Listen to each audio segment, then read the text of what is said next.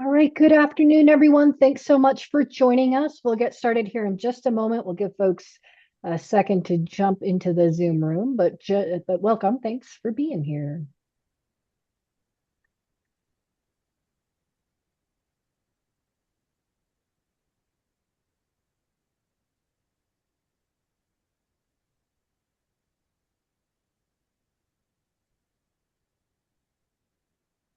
Welcome as folks are coming in. We're just giving people a second to join us, and then we'll get underway.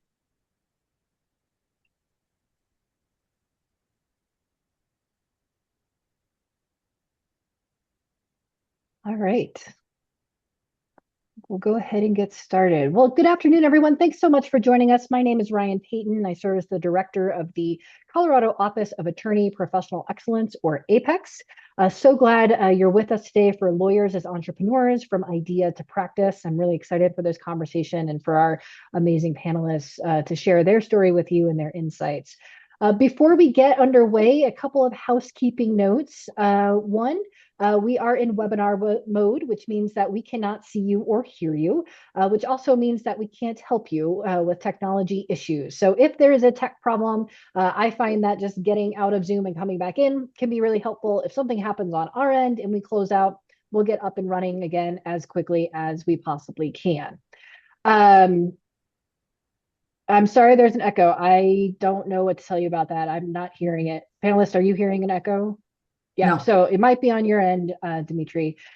So, but we are recording this today. So if you do miss anything, you can catch the recording on our YouTube channel later today. Questions. We would love your questions along the way today. You can put those in the Q&A box at the bottom of your screen or in the chat. I find the Q&A box just keeps them organized a little bit more, but feel free to use either option and we'll address them as we go along today. And then finally, CLE credit.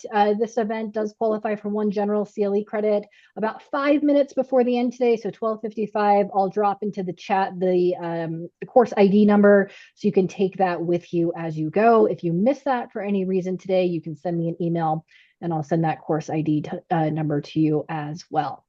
So with that, let's get underway and introduce our panelists. Um, all of these folks are graduates of our legal incubator called Legal Entrepreneurs for Justice. And I'm sure that they will tell you more about their experience in the program, but I selected them for this panel for that reason.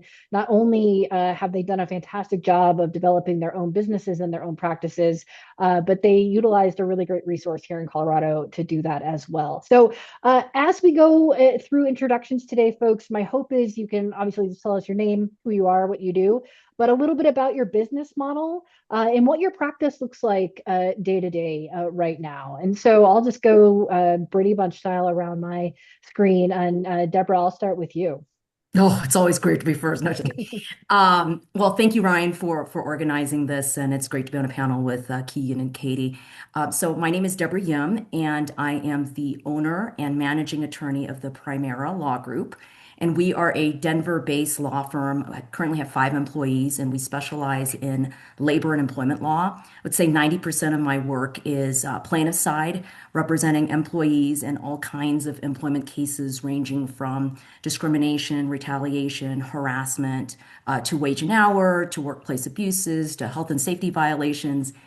Really anything involving the workplace I do, except workers' compensation. I refer those cases out.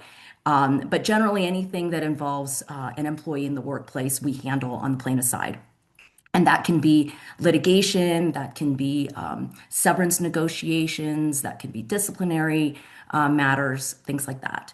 And then I would say the other 10% of my work is providing personnel advice to small businesses in the Denver area. So people who need employee handbooks, policies and procedures. They're thinking about terminating someone. They don't know what the rules or the law is. That's where our office comes in and provides some of that advice as well. As Ryan said, I am a proud alum of Legal Entrepreneurs for Justice. And I was just so lucky to hear about the program. I was kind of at a crossroads in my career. I had experience working at big law firms for most of my career, doing corporate litigation. My first love had always been employment law. Actually wrote a thesis about it in law school. But because of where I sat at this big firm that I was at, I ended up doing more corporate litigation work and kind of got derailed myself for almost like 10 years and then went to the United States Attorney's Office in their civil division and their civil fraud division eventually, where I did get to do some employment law work. And then my family moved out here to Denver, where I served as a attorney solicitor advisor for the Department of Interior, doing solely employment work at that point. And it was kind of that crossroads in my career where I said, you know, I want to do something more for my community. I want to be able to choose the type of cases that I want to take. I want to be able to give my clients flexibility in how they would pay me. I wanted to do more work in the community and have the ability to choose the type of pro bono work that I wanted to do. And so, really, it was the idea of giving myself more autonomy and independence and flexibility in the type of work and the people that I wanted to help. And so that really led me to LEJ and wanting to start my own practice. And it's been a road. It's been 5 years. So I started my practice right when COVID started, and trying to manage two little ones and a practice and LEJ it was a challenge, but we made it through. And I can say that it's been one of the best experiences of my life to be able to do this kind of work, to be able to open up a practice for my community. It's been a truly fulfilling experience. And we can talk more about that later, but just pleasure to be here and to share and impart any knowledge I can with my experience so far. Thank Great. you. Thanks so much, Deborah. Katie, do you want to go next? And Deborah sort of alluded to it as well, sort of what was the moment or collection of moments that made her want to move into building her own practice. And so as part of your introduction, if you want to share that for yourself as well, that'd be great. Sure. Thanks, Ryan. Hi, everyone. I'm Katie Heidemann Shelton, she, her, hers, and I am running a legal aid program that is embedded in a larger nonprofit called Lifespan Local. We are based in Denver, specifically Denver's Westwood neighborhood. If you're familiar with the city, we're at like Alameda and Federal. Um, and so uh, I'm not running a business, but I am running a practice, and I have spent the last year or so figuring out what this thing will look like, launching it, and now running it. And so for me, my background was in like mental health and nonprofit work, um, and went to law school with an interest in policy systems change kind of work, and did that after law school, um, and had a moment where I wanted to try my hand at practicing, didn't want to get too far away from law school without trying my hand at that, as opposed to the policy world. But really just didn't feel like the typical law firm culture was a fit for me. Um, and so similar to Deb, pursued this in large part because I wanted to try my hand at practicing and try my hand at litigation, but kind of on my own terms, and especially in a way that reflected my own values. And yeah, just having the opportunity to manage my own caseload and that kind of thing. Um, yeah, and we'll certainly get into it, but for me, I wanted to see if there was a way to run legal aid differently, um, and do it in a way that is financially sustainable, has some more creative funding structures, and then is also not processing people in the way that I see um, a lot of firms and nonprofits, all of the above, just lawyers processing people. And it's really important to me to address needs to the extent that I can more holistically. And I see law as just one way of kind of taking care of people. And so trying to create a practice that reflects that. That's awesome. Thanks, Katie. Keegan, last but not least.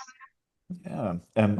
Thanks, everyone. Thanks, Ryan. It's great to be on a panel with Katie and Deborah. And thanks to all of you for being on this call as well, or down the road listening on YouTube. I think all of us are glad if you find us online to answer any questions you may have otherwise. I kind of have a joint vision that I'm working on. There's the law practice, Drake Legal, really original name. You'd be surprised how many times people confuse me for the law school at Drake University, but anyway, we can get into that later.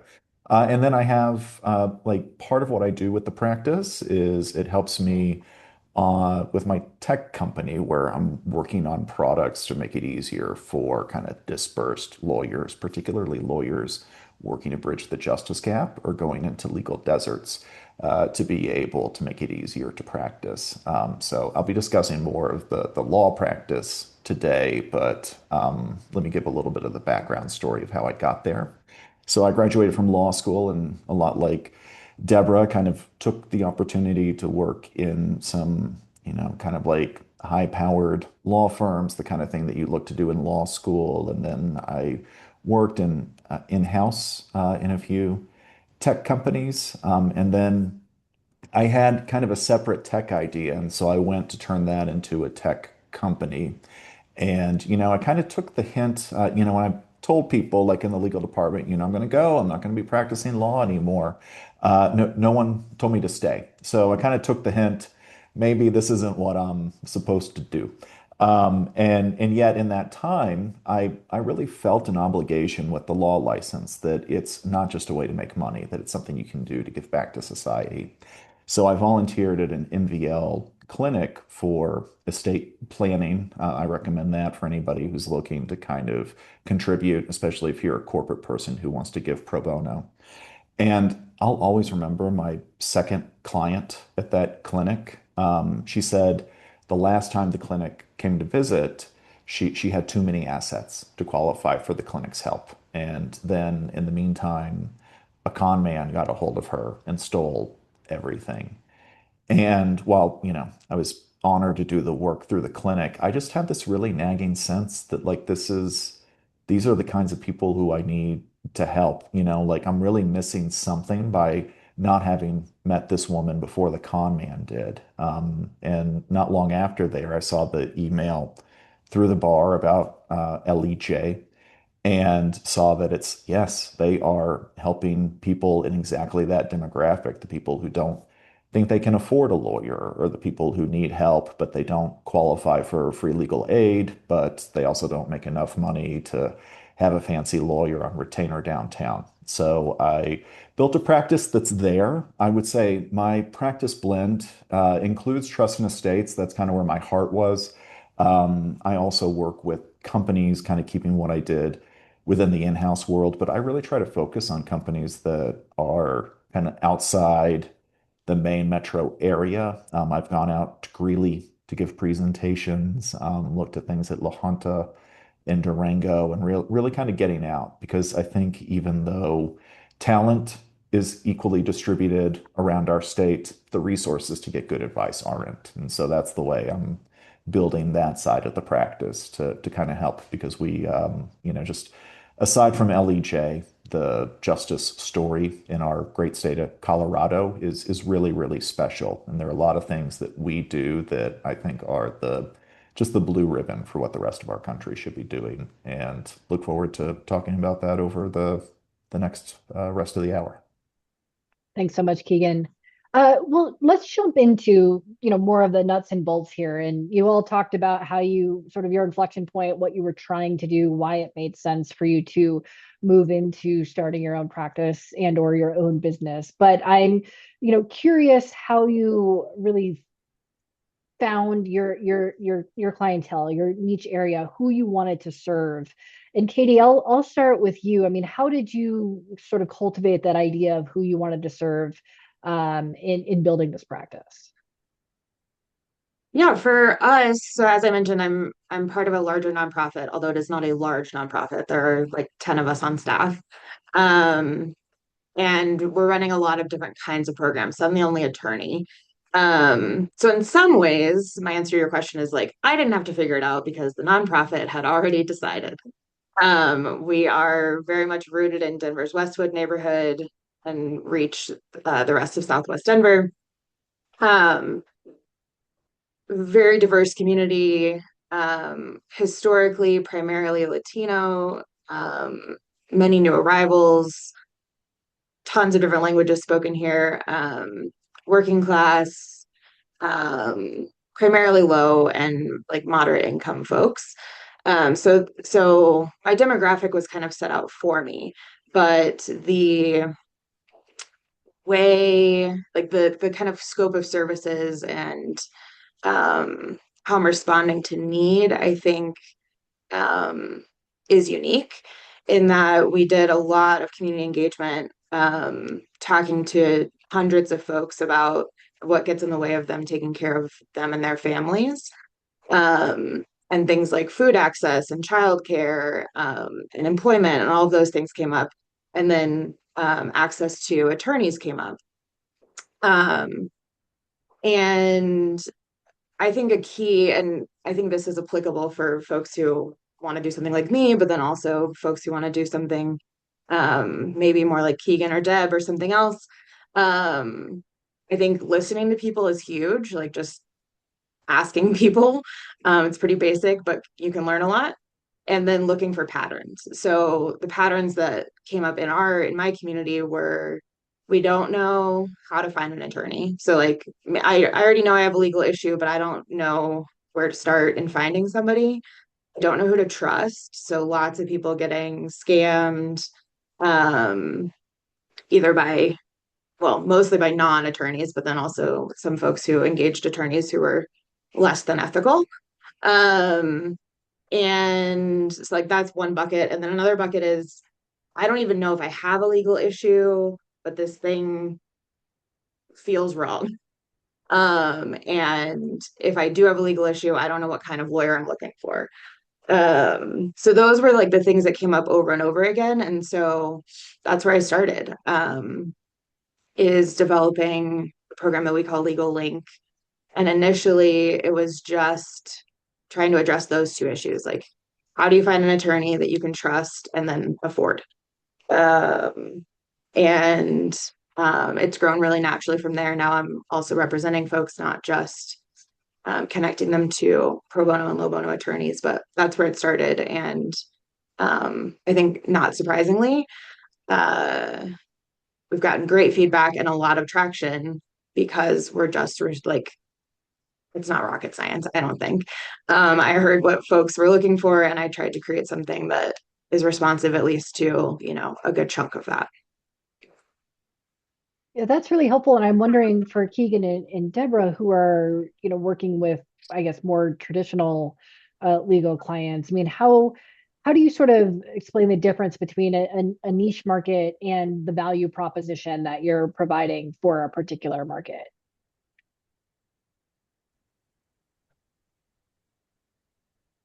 Yeah, I think what Katie was saying for the not-for-profit space, whenever, you so I just thought of the old, like I think it was a Mark Twain saying that you have like two ears and one mouth, so you should use them in proportion. Because I started out, I think, just another plug for LEJ, you get so much good information that like I went out there and was like, I'm just gonna like follow this checklist and do everything. And it reminded me more of the startup advice that you do a lot of things that don't scale before you figure out what will scale. Like I had a whole thing for like a content series that ended up not being kind of the best use of what I was trying to do. I went to a lot of meetings, and I mean a lot of meetings where, there was no business that came out of it, but you're just kind of getting your name out there. And I think in the same way as what Katie was talking about, that when you lead with value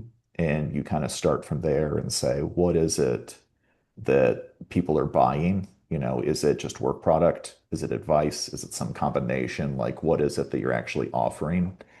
And who really needs that? Then it becomes a little bit easier to be able to go, okay, well then where are the places that I need to fish instead of just, kind of like throwing out a wide net into the prairie.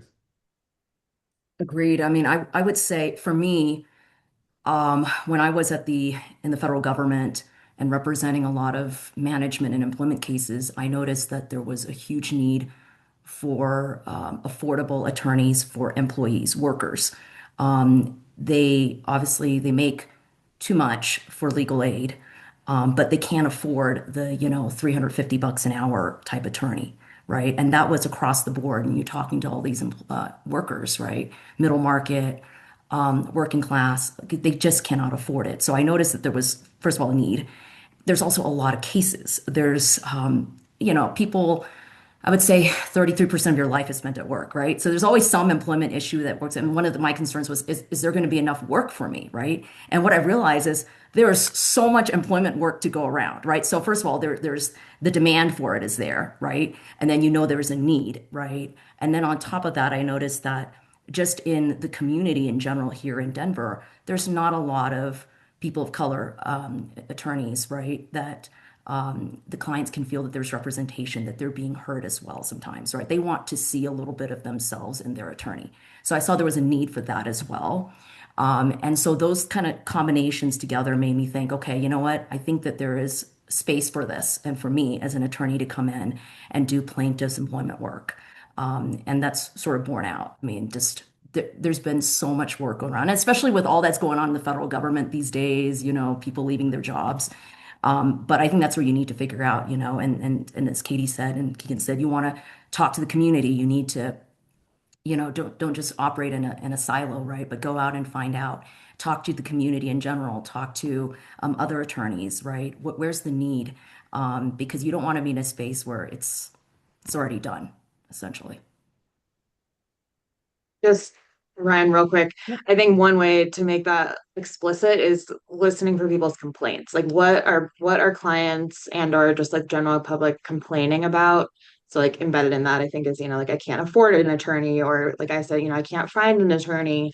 Um, One thing like I heard over and over again was that, the only way that people knew how to find an attorney was going to like the drop-in kind of clinic model, but that they wanted somebody to follow their case and they wanted somebody to show up in court with them.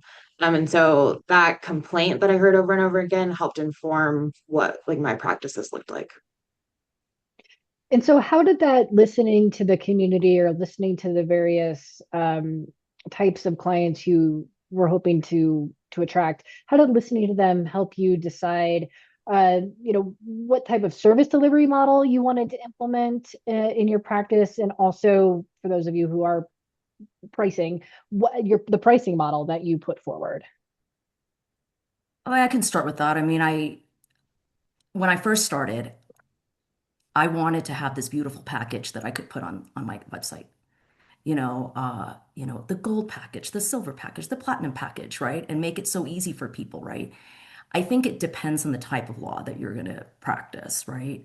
That might be more conducive to perhaps immigration, estate planning, family law, but it's not as conducive to something like Oh, employment law, right? Where there's sometimes the cases could run for 2 to 3 years. People can't afford like a $15,000 flat fee package, right? But that was when I first started. I was like, I wanted to make it that black and white for people. I want to make it that easy for people. And I had to kind of steer my head away from that and say, what you need to offer the community is flexibility, right? Listen to what their needs are. Each case is a little bit different. So yes, you might want that beautiful package, but it might not work for, that type of situation for a client. So instead, I offer sort of a menu of options that work for different people, right? Some folks might be able to afford a lower hourly rate. Some people can afford a higher flat fee package. We also offer a combination of flat fee plus contingency. There's contingency fees, right? There's unbundled services. So we make it so that we meet the client where their need is and what they're able to do. And I find that to be very helpful, at least for the employment law practice and the type of litigation work that we do, because we span from not only like in the beginning, severance negotiations, right, and disciplinary proceedings, but all the way down to agency proceedings, MSPB, EEOC, and then to litigation. So the time span of a client with me could span years. So I have to provide that type of flexibility to my client. So on my website, I provide some information about the phases of litigation and the different types of options available in a menu type format, but I don't list the pricing because I also want to have the flexibility to say, okay, you know what? I really like this client. And yes, I usually have a standard rate, but I'm willing to discount it for this particular case because I believe in this case and I want to fight for it. So I think for me, it's just give yourself that flexibility. You don't need to have, sometimes that beautiful structure that might not be conducive to your area of practice.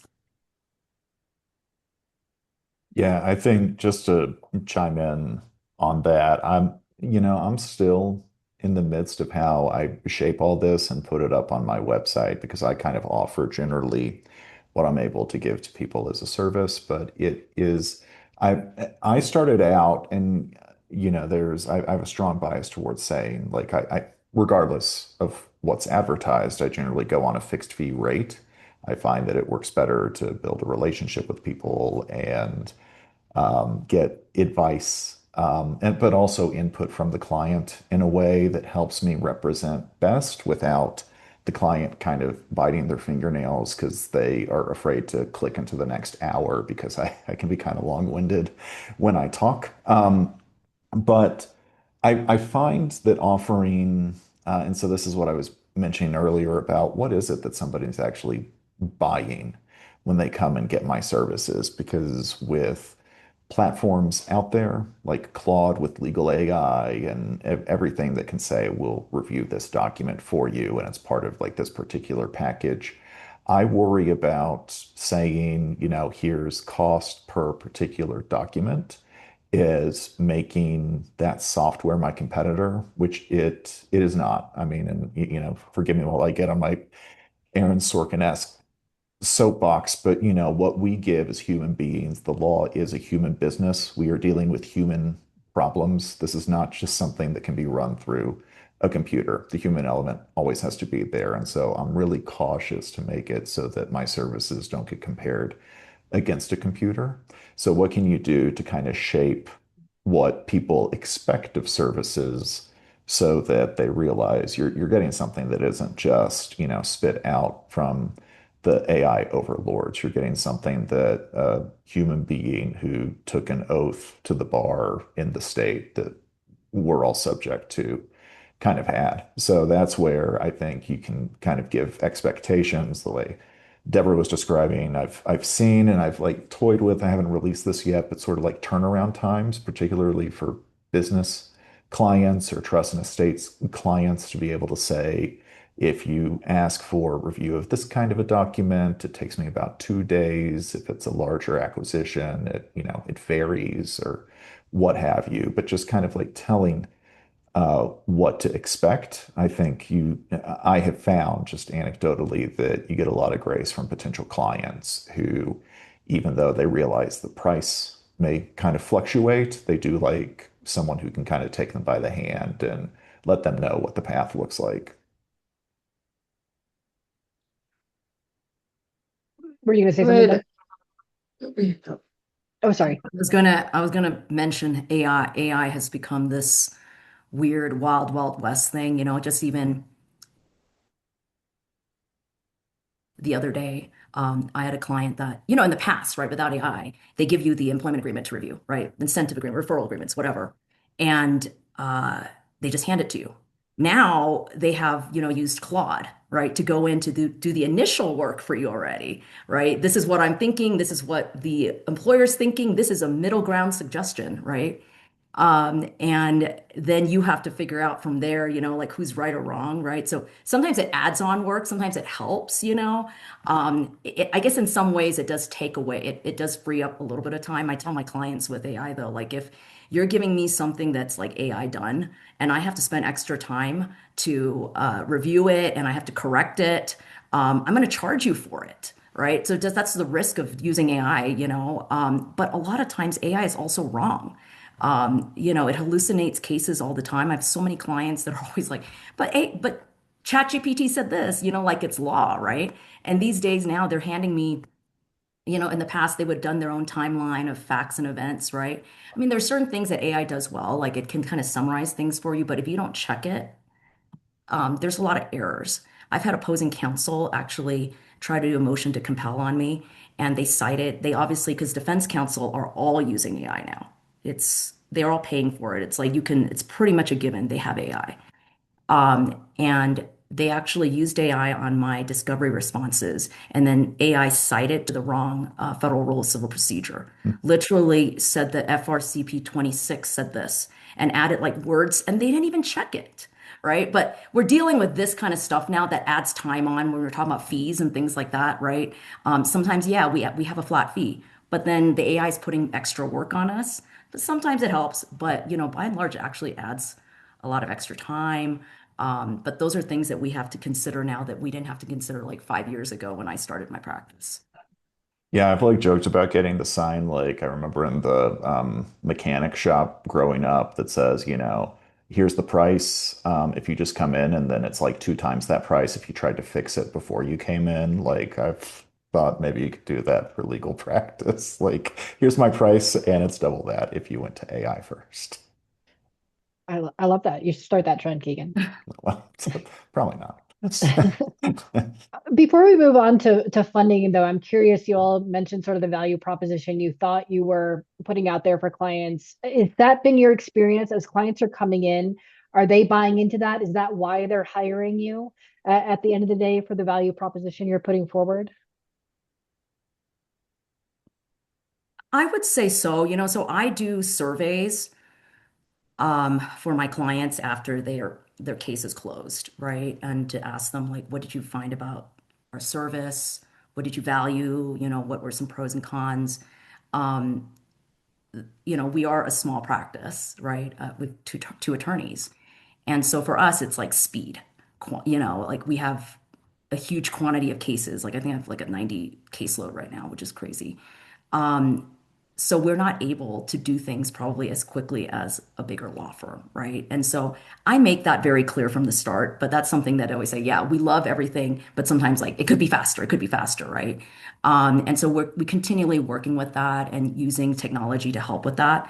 But pricing wise, I've not gotten a complaint on it because everybody feels it's very fair because at the upfront stage, I tell them, here are your options, right? You choose. You choose what is working for you and your family and your finances right now. So I don't think I've ever gotten a complaint about, the numbers. Everybody seems to feel it's fair. And also, if you're talking to other attorneys, right, your rates are likely to be very similar to everyone else's as well. But I think what's distinctive about my practice is that I give the clients the flexibility to choose. I don't say, no, it can only be hourly here. No, it can only be flat here, right? I kind of give them the options. And so, like I said, if you meet your client where they are, they're generally satisfied with the value you're providing. Great.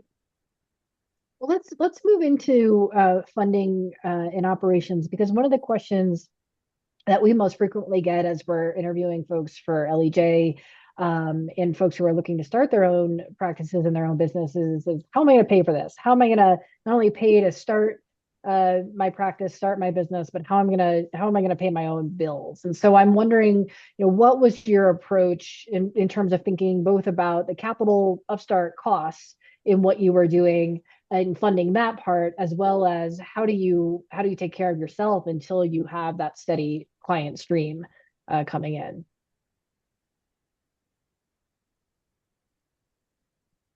Either Keegan or Deb.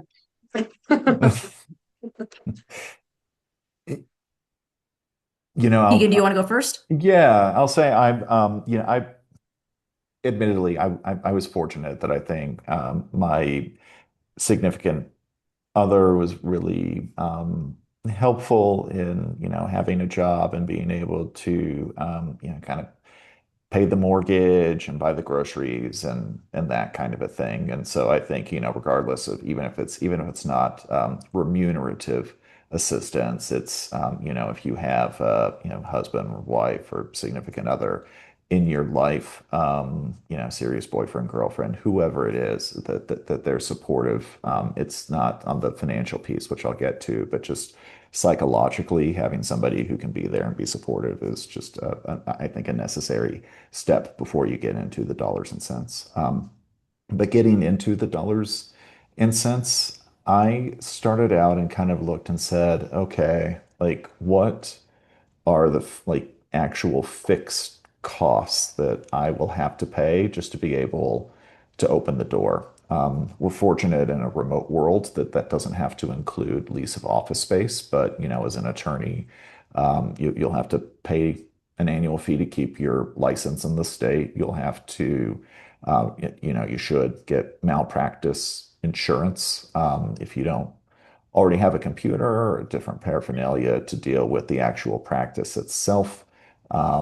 That's something that you'll have to buy. And then on top of that, what sorts of variable costs are good that are out there? And I came up with like there would be subjects of law that were adjacent to what I was doing, but I didn't have enough knowledge to be able to, feel like I could meet the competency requirement for the law. But I could see that there would be a resource. The Colorado Bar Association has a lot of printed books and resources that can help you in areas. And so some of those very first cases I would do on a fixed fee, and I would base it upon like whatever the cost for the guide from the Colorado Bar Association was, and put a little bit of a load factor on top of that, but say, okay, well, if I can do that, then I know that will lead to other work in the area, and at least I've bought the resource, and so that became a way,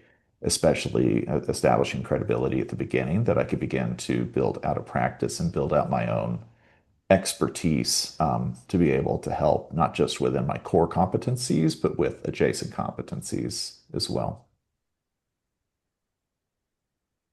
So I think when I first started asking around, people were saying, you probably want to have a leeway of at least 6 months where you can survive. Um, you know, you have rent to pay, right? You have kids to mouths to feed, right? Things like that. And I did find that to be true, that I didn't really start making, you know, s meaningful money till the 6 month mark. So I think for anyone considering, starting your own practice, that is something to consider is do you have like around that 6 month mark? I think that's a decent number. And when I talk to other, new attorneys starting, the 6 month use seems to be like kind of that range where you're starting to bring in money. So for me, I was lucky because I'd been practicing law for more than 15 years. And so I had some money saved.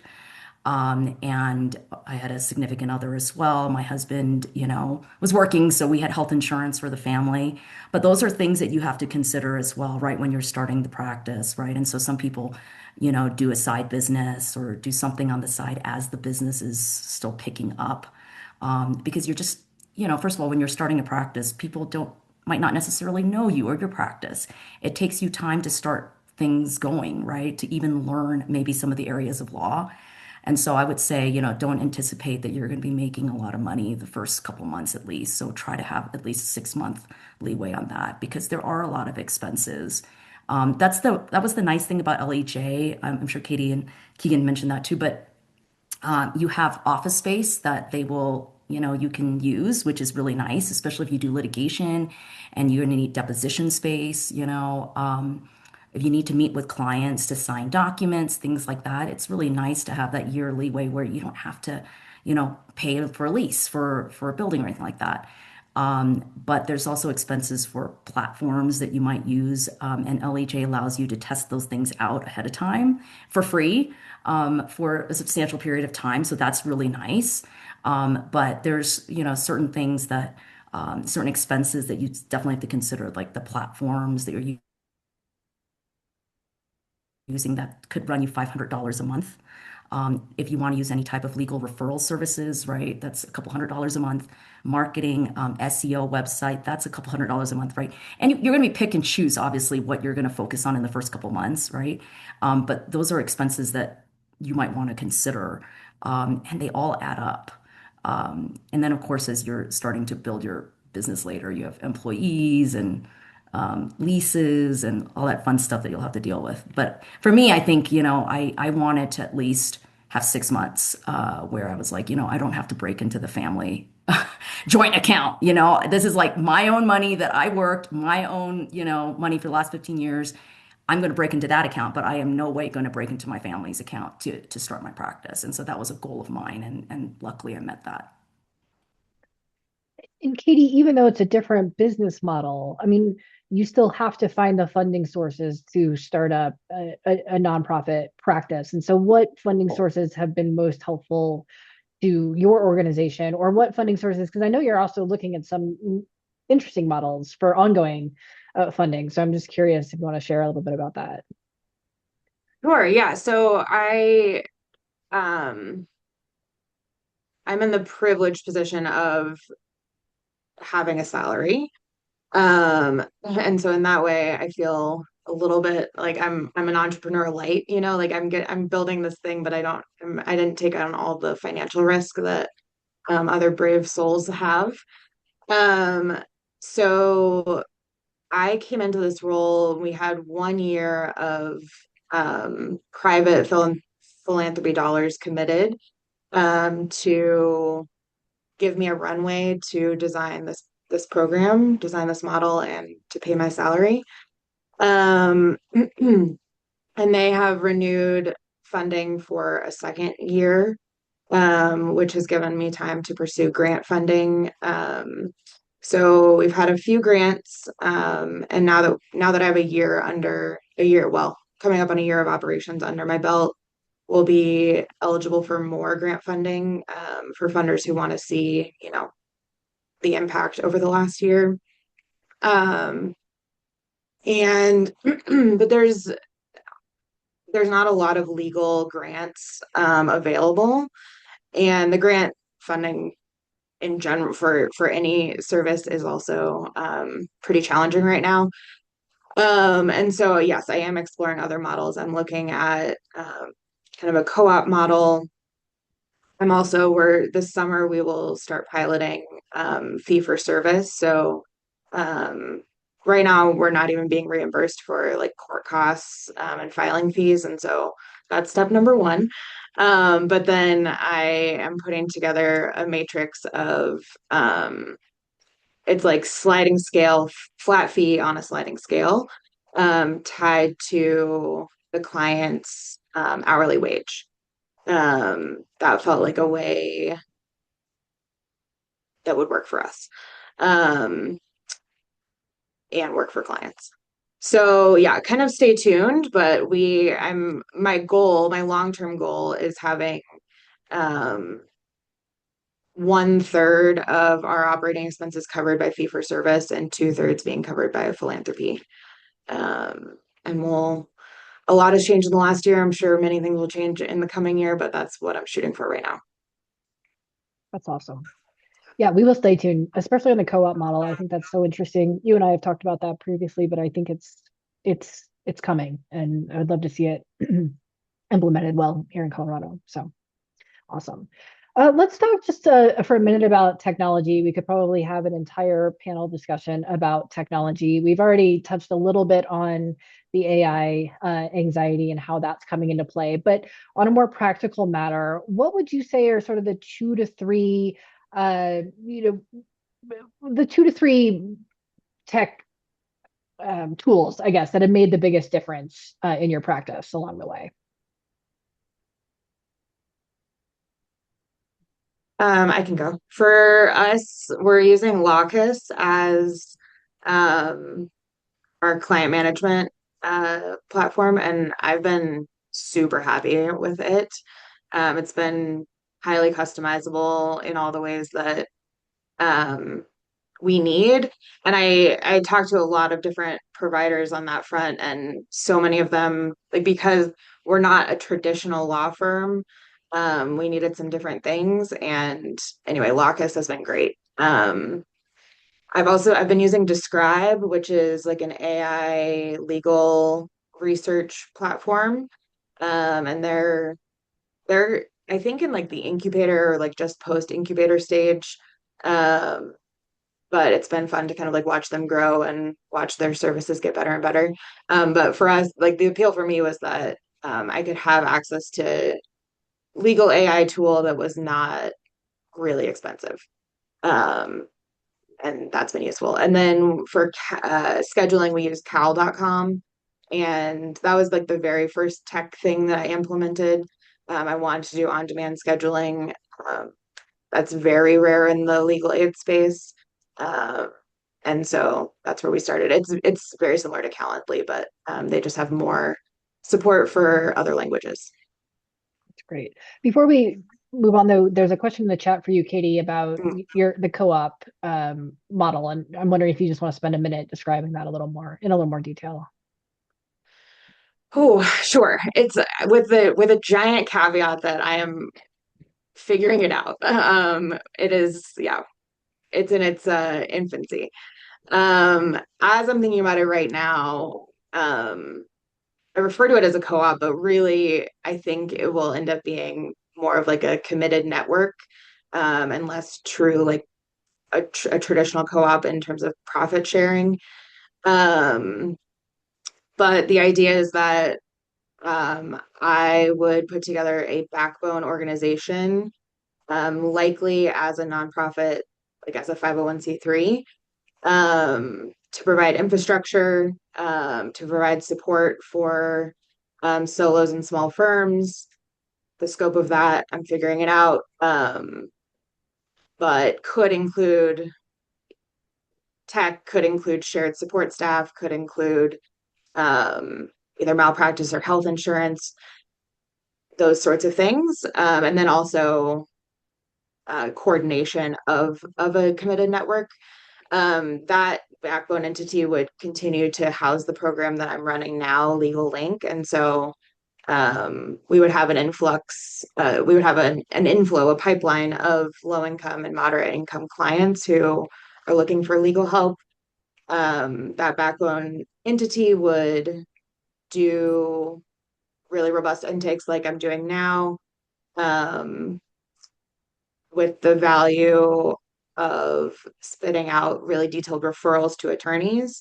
Um, so that brings in the network. So I'm imagining we would have a committed network of, starting out like 5 to 7 solos or small firms, each specializing in different areas of law. The top needs are family, immigration, employment, housing, bankruptcy. And so there would be an agreement between this backbone entity and the committed firms to take a certain number of cases or a certain hour kind of threshold of low bono, pro bono cases. And in exchange, you receive this backbone support. Uh, that firm could have a board member on the backbone agency board. Um, yeah, I don't have a pitch. That's my word vomit on that, but that's what I've been thinking about. It's cool. I think it's a really interesting model and one that should definitely be explored. Yeah. Um, but I guess Keegan, Deborah, on technology, any additional tools you think are worth knowing about? I mean, I tried a lot of different platforms, at least for my area of practice. Clio seemed to be the best one for me. It has an intake system that's pretty robust, and then a client management system. Once the client or potential client becomes a client, the system then converts into the client system. So that's like Clio Grow and Clio Manage. And it seemed to work for us. We do it for payments. We do it for, signatures on settlement agreements, engagement agreements.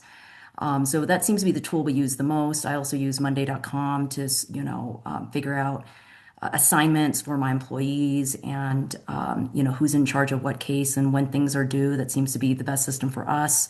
We also use Calendly for scheduling. And then, of course, the big elephant in the room is like most of us now have some sort of AI, software that's countering whatever, our clients and opposing counsel are using. That's helping with some basic, writing as well to get things done more quickly. Great. Yeah, no software in particular. I mean, I think that my approach, it's kind of weird because I, do things tech on the side, but I'm a bit of a Luddite when it comes to the software. Like I'm really slow to adopt things because I want to see what the value proposition is. And so I think it's like, what is there out there that's better than just like literally a like legal pad and a pen and just a good calendar system. So that's I kind of grow out from there. I will say for email, I mean, you have to have an email account and some kind of like uh, platform, potentially to put your website up just to be out in the world. And so I use Proton just because I prefer their data security pledges. And, when you kind of look under the hood, it's like I just prefer what's in their terms of service and privacy policy to what's in some of the competitors. And they're growing out to more of a full business suite that includes video conferencing. Used to you would have to like loop in Zoom, but now you can do that native through there. And so I think that's kind of the basis. But then otherwise, yeah, I mean, I join LEJ in part because you get free access to all of the major platforms and you get to try them out and really kind of get into it and just kind of geek out. So I did that, but I didn't find one I wanted to marry yet. So to be determined. That's all right. We can, go slow to put a ring on it sometimes. It's a lot to undo, I think, when you get into a Yeah. platform that does not work for you. Yep. Well, in the time we have left, which isn't too much, everyone likes to know the lessons learned, right? That you all have the benefit of hindsight. Some of the folks on this call don't. So, what would you say is either the biggest misconception you had about running a practice that you now see was a misconception, or a mistake you made that you feel like really cost you time or money or set you backwards? And if you could go back in time, you would either consider something different again or do something different again. I mean, I know you're all perfect, so it's So I can start. too I hard. think that when you're starting out with your practice, so many things are being thrown at you at once, and it's overwhelming. It's like drinking from a fire hose, right? And so there's the website, there's the, marketing, there's business, there's financing, there's, actually practicing law, right? There's just so much. And it's very easy to just put your head down and work your cases and not have sort of a plan or a bit, a goal for yourself, right? Sometimes when I don't, like at the start of the week, set myself like a business goal, a personal goal, a legal goal, right? I just look up at the end of the week and I'm like, okay, what have I done here? I've written like 6 demand letters, but what was the why, right? And so I think that from the start, it's really important to figure out your why. Why are you doing this? Who are the people you're trying to serve? What are the kind of cases you want to take? You're not doing it just to make money, obviously, right? You had a different goal in mind when you said, you wanted to reach out to a certain group, right? You had a why. And so I think that sometimes in the difficulty of starting your business, of running your business, you lose some of that. And so I think it's really important so I set goals for myself like each week, 3 months, 6 months, right? And look back and say, look, is this what I wanted to accomplish? Okay. Not just for my business and for myself as a lawyer, but also personally. Am I taking care of myself mentally and my well being and all that good stuff as well? Right. Because I think if you don't do that, it's very, very easy to get lost and to burn yourself out. And I've heard so many people, right, that they start the practice and then 1 or 2 years later they burn out and they go back to doing whatever they were doing before, right? Because they're not seeing sort of that forest from the trees kind of thing, it's really easy to do that because you're going to be inundated with not only trying to manage your business, but also trying to practice law, which for most people, that's just one job, right? Now you're having like two, three hats, right? And then on top of it, if you decide that you're going to get help and you're going to bring in employees, right? Something we're going to talk about. But if you bring in employees, that's a third hat. Now you're going to have to manage people, right? And so it's very, very easy to get lost in that if you don't set some goals for yourself. So that's for me is like, the big thing is go back to why you did this, what's your goal, and that helps with very basic decisions too. Like do I want to take this case? Right? I'm wavering. I'm not sure. We'll go back to your why. Is this why you wanted to do this in the first place? Right? And then once you figure that out, it will help you with even very minor decisions as well. Because that's the hard part. When you're running a law firm, everything bottlenecks on you as well. You're the one at the end of the day, you have to make that final decision, right? Even if you have staff, you have to make that decision. So I think it's really important to keep that why in mind. Absolutely. Great advice. Keegan, Katie? Yeah, I think I mean, just everything Deborah said, like, I think that's like spot on. I think there's a bit of, one of the jokes when you first open your practice is you become a door lawyer in the sense that whatever comes through the door is the work that you take. And certainly you have to take on a bit of that early on in the practice just to be able to keep the lights on and to keep sharpening the saw, but you have to be mindful that the work you're taking, that you're still carving out for where it is you feel called to serve, and like why is it that you're within the profession? What is it that you want to contribute? I take for granted everybody on this call is kind of socially minded. So what is it that you want to give back to society? Like you can't just follow exactly where all the dollars are. It's your business, so you're the shareholder, so you can do whatever you want to make your shareholder happy. But part of to me was to say whatever I can do to kind of like serve that broader mission. And it can be tough at first, and I think there's a bit of shiny object syndrome because especially in those first few months when you're just like kind of feeling like the Maytag repairman if anybody's going to come. But they do. When you just put value out there and you make your values known to people and the quality of your work goes through, it'll be that, people are coming through. So just having that kind of abiding belief in yourself and what you're doing, I think that's the hardest part of the practice, but it's also, they're just not just LEJ, but through Apex and Camp and the great services through our bar. There are great ways to talk to other like-minded people who can pull you through the harder parts. Absolutely. And Katie, you get the last word. Well, mine is very concrete. My colleagues have gone more philosophical and motivational, but I mentioned that my community has a lot of people speak a lot of different languages. And I knew that coming in, and I totally underestimated how difficult that would be to actually lawyer in and build rapport in and trust in.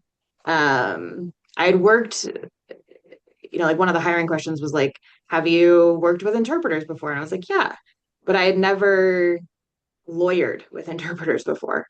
And I just really underestimated how challenging that would be. Ultimately ended up hiring an invaluable teammate who is bilingual and has made a world of difference. But yeah, that looking back, it was very naive of me to think like, well, we just have this language line and I have access to all the languages in the world. It's very different on the ground. That is a very practical point, and I've heard that from others as well. So thanks for bringing that forward because I know a lot of folks are working across language spectrum, and you're right. It's definitely a different thing. All right, well, we're really at time today. The course ID is in the chat. Please take a moment to copy that or write it down and take it with you. I really want to thank our panelists today. As Keegan said, you can find them all actually on our website. Their contact information is in the LEJ lawyers section of our website, and I'm going to volunteer them to respond to your questions if you want to outreach to them individually, but they're all pretty active in the community as well. So you'll see them out and about. So say hi if you do. And if you are interested in LEJ, we are offering informational webinars now about twice a month. So you can register for those on our website, learn more about it and how we can help you to build and scale your own practice when the time is right. So thanks everyone for joining us. We'll be back next month with creativity and justice, talking about how to leverage creativity, the arts, and other aspects into your practice to be more excellent in what you do. So it'll be a really interesting conversation. Register for free on our website. But have a great afternoon, everyone. Thanks so much for joining us. We'll see you next time. Take care. Thank y'all. Bye.